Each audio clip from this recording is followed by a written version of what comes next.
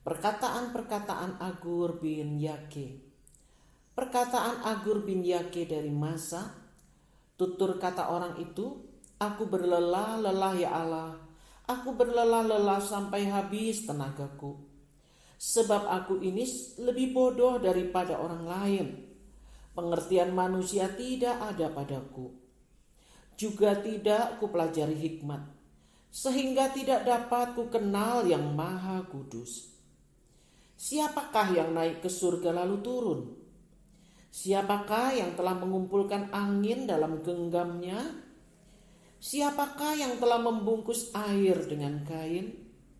Siapakah yang telah menetapkan segala ujung bumi? Siapa namanya dan siapa nama anaknya? Engkau tentu tahu.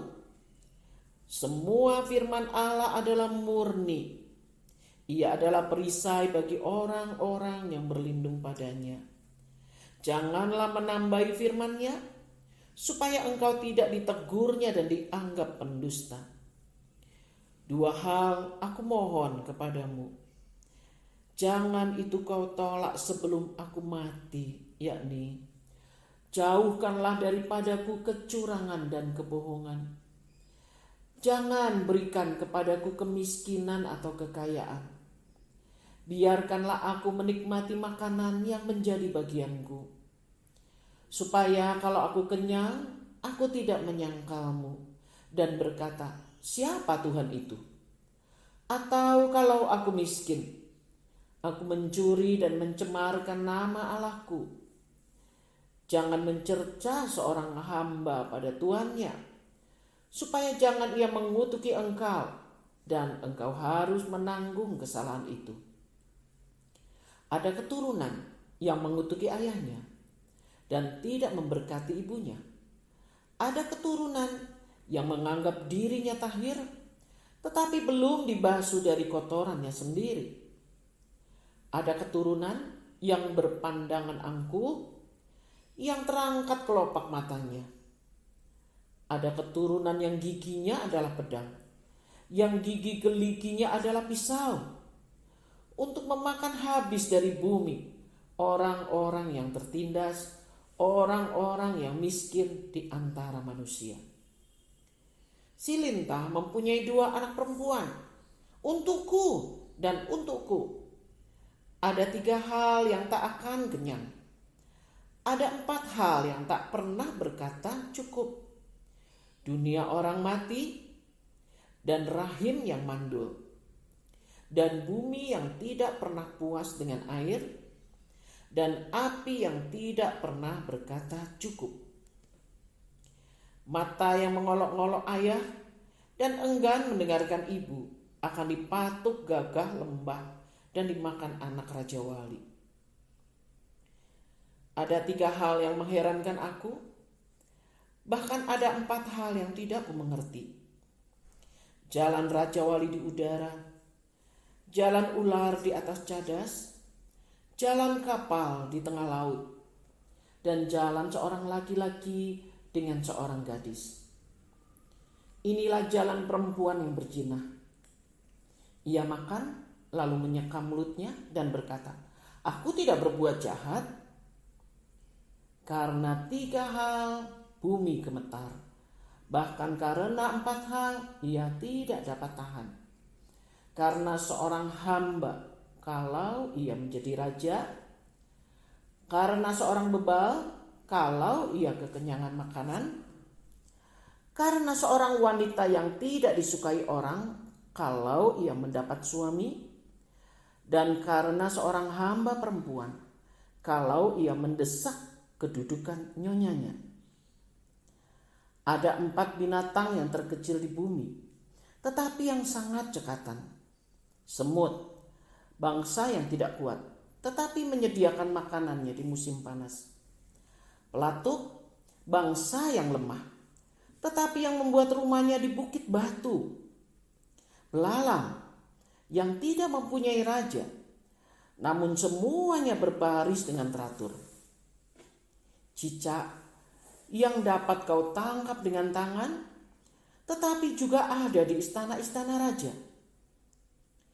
Ada 3 binatang yang gagah langkahnya, bahkan 4 hal yang gagah jalannya, yakni singa yang terkuat di antara binatang, yang tidak mundur terhadap apapun, ayam jantan yang angkuh atau kambing jantan, dan seorang raja yang berjalan di depan rakyatnya.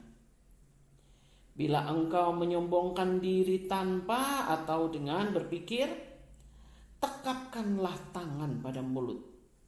Sebab kalau susu ditekan, mentega dihasilkan. Dan kalau hidung ditekan, darah keluar. Dan kalau kemarahan ditekan, pertengkaran timbul.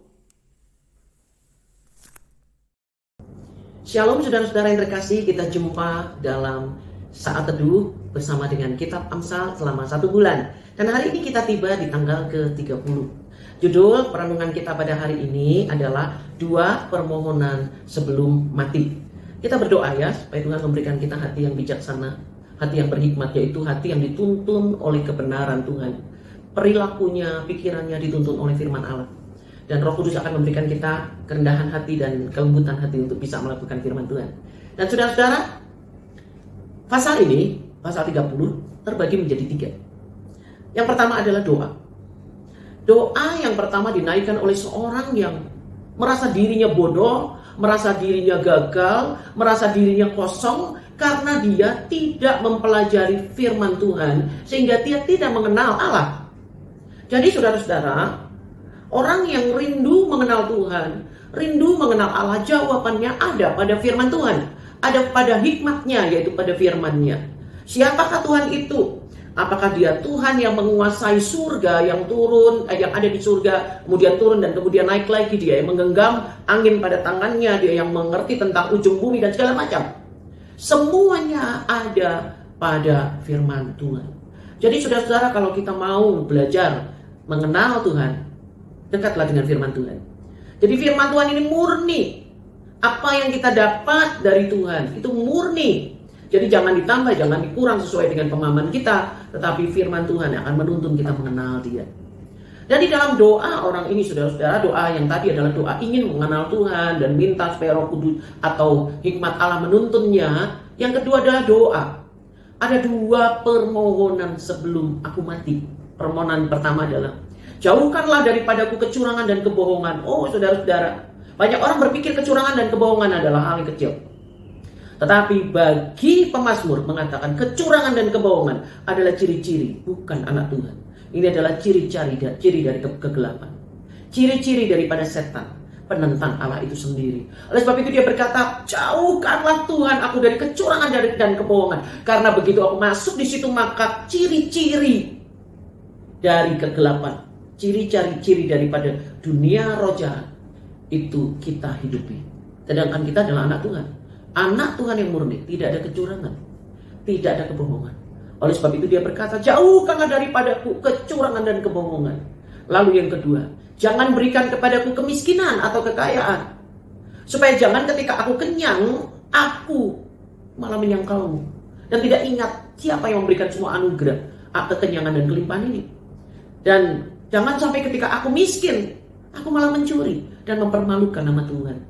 2 hal, 2 doa ini yang dinaikkan sebagai doa permohonan sebelum mati. Jauhkanlah daripadaku kecurangan dan kebohongan, dan jangan berikan kepadaku kemiskinan atau kekayaan, agar aku jangan menyangkal engkau dan mencemarkan namamu.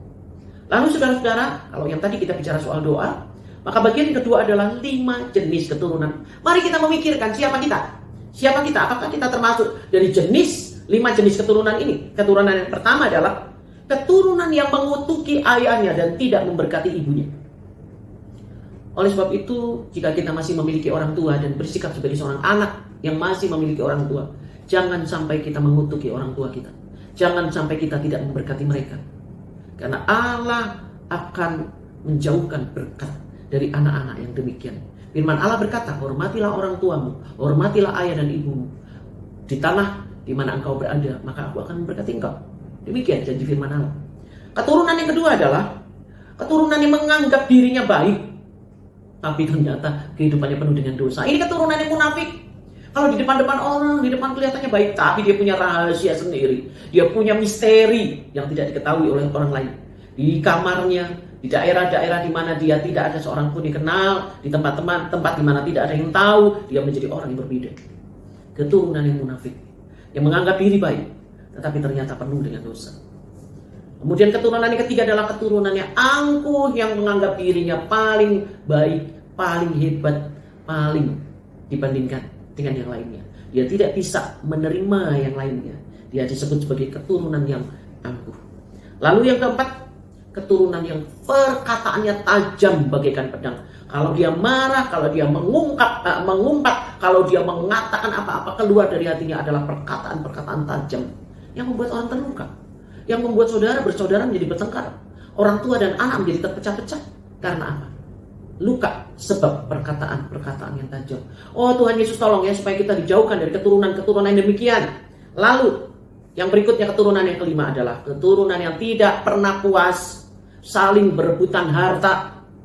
Satu pengen ini, satu pengen itu, merebut yang satu, merebut yang ini. Warisan, tidak pernah puas, saling bertengkar satu dengan yang lainnya.